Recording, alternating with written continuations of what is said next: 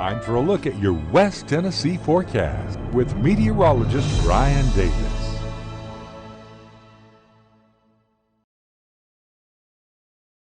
And a very good evening, everyone, on this Sunday night. Hope you've had a great day so far. Most of us have enjoyed some pleasant weather. Meanwhile, a few of us getting drenched in the rain today. Let's go ahead and take a look at it. Here's our latest rainfall, Doppler estimated rainfall totals. And, yesterday parts of Jackson had 3.5 inches of rain, and that led to flooding. Look at today. We've added rain to that, even in some areas where they had that 3.5 inches yesterday. We picked up about an inch, but now in South Jackson, we had close to around 2 inches estimated on Doppler radar. Now notice the shaded, dark, kind of green areas, no rain there. It's mainly these bright, colorful areas that we kind of zeroed in on because that is where the heavy rainfall, and you can kind of see the tracks of where these very localized storms developed throughout the afternoon and evening for our Sunday. But you can see some pretty impressive totals, close to an inch right there at Brownsville, there at North Covington, close to an inch of rain. Collierville, north part of town there, about 1.25 inches of rain fell there. And in and around Selmer, meanwhile, 2 inches, but like in Savannah, hardly anything.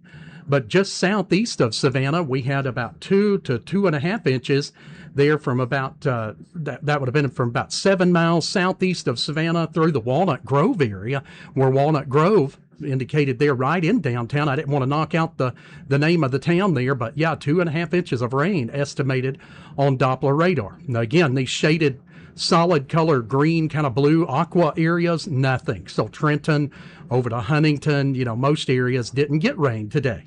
But boy, did it fall where it formed. That is for sure.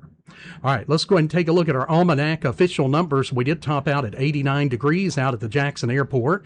We started off a morning low of 69. Normal high this time of the year is at 90. Normal low would be at 68 according to 30-year average. And so we've been very close to that. We're not, we're just slightly below normal on that high today. But, it's about to change. We did get a record back in 1980, this day in history. It was 102 degrees, and I think we're going to start moving in that direction. In fact, this next week looks extremely hot. This could be the hottest week that we've had so far, and I know that's bad news. Don't shoot the messenger. I'm as disappointed as you guys are about this heat that's coming up. It's going to be a tough go. Meanwhile, in Memphis, where it has not rained this evening, 93 degrees. So a lot of us will be a lot hotter had it not been for some rain. In Parsons, we're at 81 right now. Dew Point is still up there at 73. A big old hot, humid 90 at UT Martin. Feels like 100 there. And here in Savannah, where we got cooled down with some of that rain nearby, 73 degrees. Well, it's going to bounce back in a hurry, though, heading into tomorrow. Currently, looking at temperatures, a lot of low 80s on the board. 81 in Lexington. The closer you get to where those storms develop, the cooler it is out there. Selmer coming in at 73 right now, 81 in Bolivar and Brownsville, where we had some of those localized storms nearby. 88 right now in Dyersburg. We said 90 in Dresden. No, thank you, because it feels like about 100 degrees there in Dresden right now.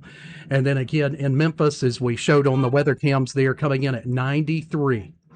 All right, so the winds are out of the south. That's our tall tale for what could be a big heat wave coming up into this next week, right out of the south. That's not what we want to see, is south winds. Now, the radar shows things have really been quieting down. Little bit of light rain falling over parts of central Chester County, southwest portions of Henderson County, but we'll keep it. That cloud cover and that little bit of rain, that is really, as you saw in the temperatures, helping to keep things much cooler throughout these areas. From I-40 towards the Tennessee River, it feels much better out there than it does north of I-40. All right, so let's go ahead and take a look at the surface map. We do have high pressure still controlling the weather, but we've managed to get a lot of breakthrough thunderstorms in there, not uncommon for this time of the year. Severe weather outlook for the rest of this evening.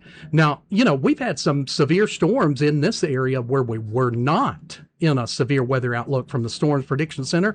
So when you see these areas that are in a severe weather outlook, you know it's probably going to be active there. That's the rest of this evening. We're not in it, thankfully. And then tomorrow, you can see up there across the southern Great Lakes and the Ohio Valley. A 2 out of 5 severe weather risk there. That's where that frontal boundary is going to be. And all that cool air locked in up there over the northern Great Lakes, we'd love to have it, but it's not coming this way. In fact, it's kind of like retrograding a little bit more further to the northeast and away from us, which is going to lower our rain chances and allow the heat to come in here and just make a heat wave this week. All right, so again, close-up view, no problems tonight on that. Futurecast shows the rain moving completely out overnight tonight, and then we're just going to wake up to a very humid and quite warm morning for our Monday morning ahead, and rain is looking far and few in between for our Monday. So we'll drop down to about 74 or so, waking up there, well, we could say 73 at the coolest time of the morning at 6 a.m., and we'll wake up to some blazing sunshine, and we'll already be up to 80 degrees there at 9 a.m. Take a look at the bus stop here. The buses run. It's going to be pretty warm out there and kind of humid, 73 degrees, but then towards the afternoon, a big old 93-degree high temperature, and it's going to feel like a little over 100, about 102 there by the time the school buses are rolling back home in the morning. Look at the model blend of highs there for the next 7 days. It is going to be atrocious. Look at that, 93 on Monday. We got some mid-90s in there too. And then, of course, my numbers, which are based on much more than just a blend of models, because they'll let you down. Here's the almost 30 years of experience worth of numbers. We tried to out-forecast it. I think we will. But there you go, about 92 to 94 tomorrow. Check out Tuesday. 94. That's going to be tough. Heat index readings about 105 to 107. That's what it's going to feel like with those mid-70s dew points in with close to mid-90s. And then, unfortunately, I'm thinking about 95 for Wednesday. We've got a small chance of some showers and thunderstorms late Thursday. We'll cross our fingers. If that happens, that could knock that mid-90s down a little bit on Thursday for some of us, but it's probably not going to be all of us because it'll be something kind of like we got today as it looks now. Then we continue on 95 on Friday, and the weekend is only looking hotter at this time because the rain chances have been steadily going down from what they were a few days ago. So we could be in the upper 90s for the weekend. If I see any different, I will certainly change it in the next few forecasts, but right now that's the way it looks on the latest data that we're pulling in. All right, guys, thanks a lot. We kind of did the weather update a little bit late because we were on throughout the afternoon and much of the evening tracking those localized storms. We were showing you some of those were very strong. We had some rain and hail come through Jackson, also down just near the Walnut Grove area. So we were taking care of those guys in the storms, and we're just a little bit behind. But we'll be on at 6 anyway with this same update. Take care, and we'll see you again around 10 o'clock, good Lord willing. We are West Tennessee Weather Channel.